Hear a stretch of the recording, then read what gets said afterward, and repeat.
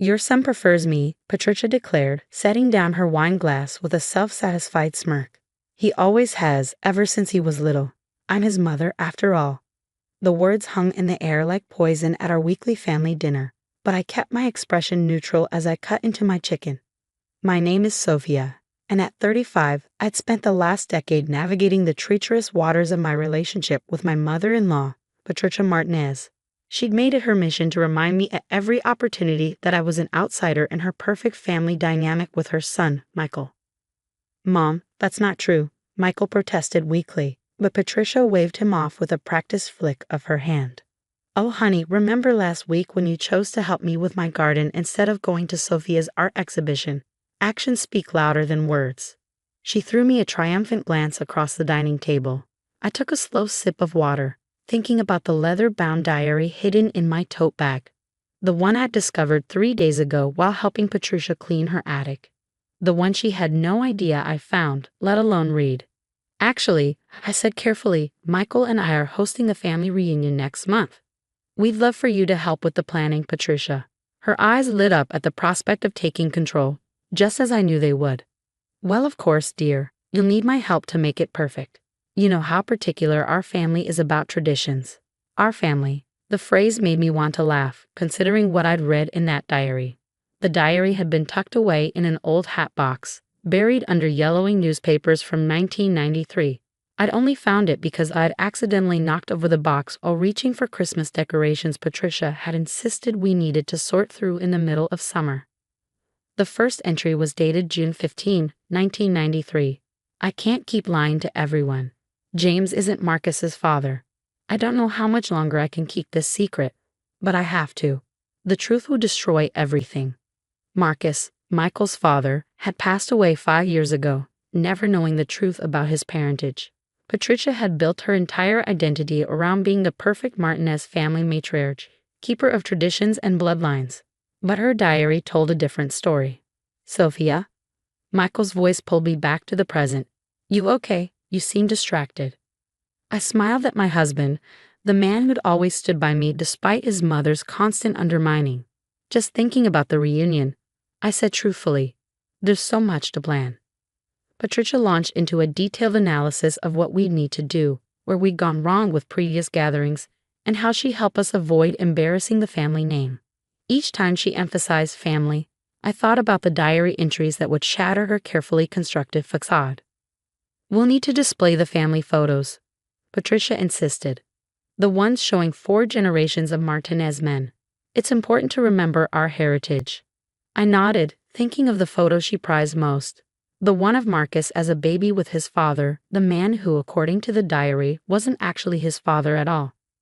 And of course, she continued, we'll serve traditional Martinez family recipes. Sophia, dear, I know you try, but you never quite get them right. Let me handle the cooking. Michael squeezed my hand under the table, his usual response when his mother criticized me. But this time, I didn't eat his comfort. I had something more powerful than Patricia's barbs. I had the truth. As we cleared the dishes, Patricia cornered me in the kitchen. I know what you're trying to do, she said, her voice low. Hosting the reunion, playing the perfect daughter-in-law. But remember, I'm the one who raised him. I'm the one who knows all our family secrets. I met her gaze steadily. We all have secrets, Patricia. Some just take longer to come to light than others. Something flickered in her eyes, uncertainty, maybe fear, but it passed so quickly I might have imagined it. She patted my cheek condescendingly. Oh, sweetheart, you really should learn your place in this family. As we drove home that night, Michael apologized for his mother's behavior, as he always did. I don't know why she's like this with you. She wasn't always so controlling. I thought about the diary entries describing a young Patricia, terrified of losing her position in the prestigious Martinez family, desperate to keep her secret. People do extreme things to protect what they think they might lose, I said. What do you mean? He asked. Nothing specific, I replied, patting my bag where the diary sat. Just something I've observed. By the way, I have some ideas for the reunion. I think it's time we did things a little differently. Michael smiled, clearly relieved I wasn't upset by his mother's behavior. Whatever you want, honey. It's about time we made some changes to these family traditions anyway. If only he knew just how many changes were coming. I had a month to prepare for the reunion, and I intended to use every day of it. Patricia had spent 30 years building her life on secrets and lies, using them to maintain her control over the family. She thought she was untouchable, the keeper of family traditions and secrets. But as I learned from her own written words, the biggest secrets have a way of coming out, especially when someone knows exactly where to look. The family reunion wouldn't just be about displaying old photos and serving traditional recipes. It would be about truth, long buried but finally ready to see the light of day. I just hoped Michael would understand why I had to do this. Some truths hurt, but lies poison entire generations. It was time for the Martinez family to face reality, whether Patricia was ready or not. That night, I stayed up late reading more of the diary entries, each page revealing new layers of Patricia's deception. The truth about Marcus's father was just the beginning. There were other secrets, other lies, all carefully maintained to preserve her image as the perfect Martinez matriarch. The family reunion was exactly 1 month away. Patricia had no idea that her careful house of cards was about to come crashing down, and I would be the one to blow it over. Over the next few weeks, I meticulously planned every detail of the reunion while Patricia hovered, criticizing and correcting my every decision. Each time she insisted on doing things the Martinez way, I thought about the diary safely stored in my home office. "Those centerpieces are all wrong," Patricia declared, rearranging the flowers I'd selected. "Martinez gatherings always have red and gold, our family colors." She paused, looking at me pointedly. "But of course, you wouldn't understand the significance." I kept arranging the white and silver decorations I'd chosen. "Actually, I've been doing some research into family history. Did you know the original Martinez family colors were white and silver back in 1960? Patricia's hand froze mid-arrangement. That's not possible. We've always used red and gold." "No," I said quietly, "you started using red and gold in 1993, right after you married Marcus." The color drained from her face, but she quickly recovered. "You're mistaken." Now about the seating arrangements, but I wasn't mistaken. The diary had detailed how Patricia had systematically changed family traditions after her marriage, erasing the old to establish her new narrative. The colors, the recipes, even the family prayers, all modified to hide her deception. One afternoon, while Patricia was instructing the caterers on her version of traditional family recipes, I received an unexpected visitor. Anna, Marcus's elderly aunt, had seen the reunion invitation and wanted to help. "Those recipes Patricia insists on," Anna said, shaking her head, "they're not even Martinez family dishes. Our real family recipes were different." She pulled out a weathered cookbook. "I found this recently. It belonged to Marcus's grandmother." I carefully opened the cookbook, discovering pages of handwritten recipes that bore little resemblance to Patricia's traditional dishes. Another piece of evidence supporting what I'd read in the diary. Patricia changed so much when she married Marcus. Anna continued, her eyes distant. "We all thought it was strange, but she was so insistent about everything being proper and traditional. Marcus just wanted to make her happy. I made copies of the original recipes, tucking them away with my other discoveries. The truth was building, piece by piece." Michael noticed my increased interest in family history but interpreted it as enthusiasm for the reunion. "Mom's really getting to you with all this tradition stuff, huh?" he teased one evening. "I just want to understand everything properly," I replied, studying a photo of young Patricia with Marcus. In the picture, her smile seemed strained, her eyes watchful. Now I knew why. The diary entries from that period were particularly revealing. Marcus talks about having children. He's so excited to pass on the Martinez family legacy. If he only knew. But I've come too far to turn back now. This has to work. I've made sure all traces of the truth are gone. But Patricia hadn't eliminated all traces. Her own words, written in moments of late-night guilt and fear, had survived to tell the real story. A week before the reunion, Patricia arrived unannounced at our house, carrying boxes of old photos. "These need to be displayed prominently," she insisted, "especially this one of Marcus with his father." I watched her carefully arrange the photos, noting how her hands trembled slightly when handling certain ones. Did she ever look at these pictures and see not treasured memories, but evidence of her deception? "You know," I said casually, "I found some interesting old family documents while preparing for the reunion. Would you like to see them?" Patricia's head snapped up. "What documents?" "Oh, just some old records. Family histories. Diaries. The color drained from her face for the second time that month. Diaries? It's fascinating how much family history can be preserved in writing, don't you think? She gathered her things quickly after that, making excuses about a hair appointment. As she hurried out, I called after her, "Don't forget, I'm making a welcome speech at the reunion. I've discovered so many interesting family stories to share." That evening she called Michael, complaining that I was interfering with family traditions and needed to be stopped. Michael, as usual, tried to mediate. "Mom's just protective of family traditions," he said after hanging up. "Maybe we should let her handle the reunion her way." I took his hand, looking into his worried eyes. "Trust me, Michael.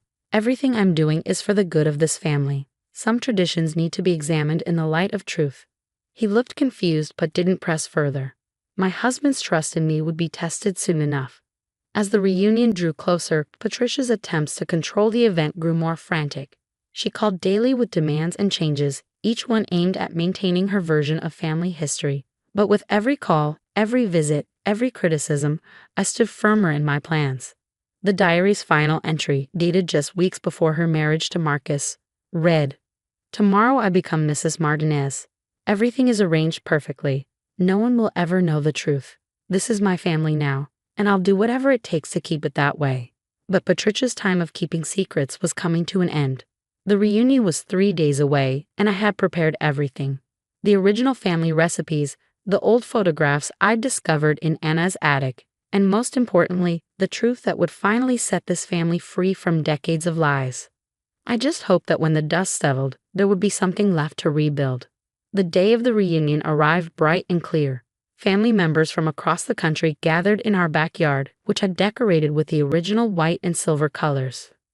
Patricia arrived early, her face tight with anxiety as she surveyed my arrangements. "It's not too late to fix this," she hissed, clutching her purse.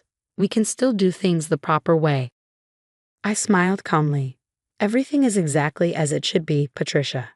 The afternoon progressed with traditional Martinez family warmth, children playing, adults catching up, and endless plates of food being passed around.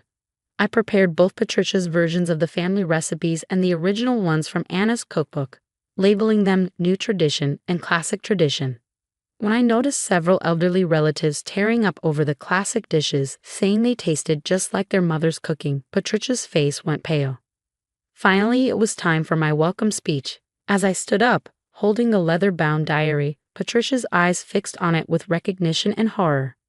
"Family means everything to us Martinezes," I began, watching Patricia grip her wine glass tightly. "It means love, acceptance, and most importantly, truth." I pulled out the old cookbook Anna had given me. I spent the last month discovering our real family traditions, the original recipes that somehow got lost. I paused, meeting Patricia's desperate gaze. The true stories that shaped who we are. Patricia stood abruptly, but Anna gently pulled her back down. "Let her finish, dear," Anna said firmly.